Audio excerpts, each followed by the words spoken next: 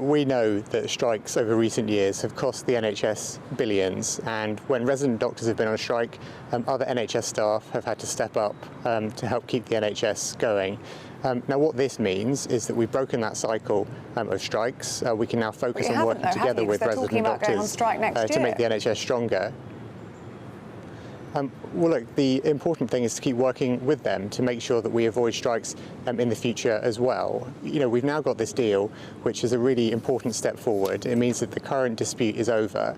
It means that we can focus on improving the pay progression, improve training, improve working conditions for resident doctors. That is the basis on which we can have a better relationship in the future, and that will be my focus now. But you say it's good news for all staff in the NHS because there's less pressure on them as a result of the strikes being over. But GPs and nurses and others aren't going to say that. They're going to say, well, where's our substantial pay rises? Perhaps they'll strike next.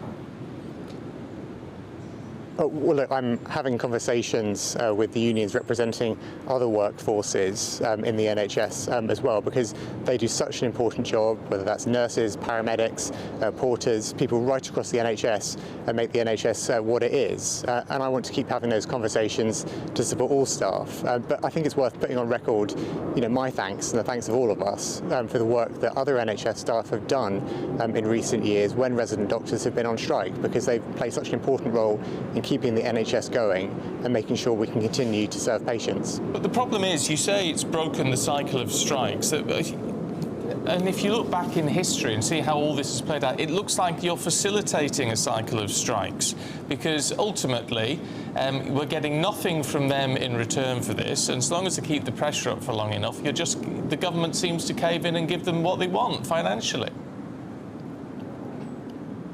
No, look, we've been in a cycle of strikes for months, for years, where the strikes have caused an impact on NHS services. You know, even though we've kept things going, kept most appointments in place, it's had a really big impact, not just on patients, but also on NHS staff who've had to step up to cover the strikes when resident doctors have been on strike. Now, the fact that we are now at an end of that process, and the BMA said, look, the strikes now are over, means that we can move forward, and we can move forward and focus on working together with resident doctors to improve the quality of care for patients right across the NHS and focus on making the NHS stronger for the future.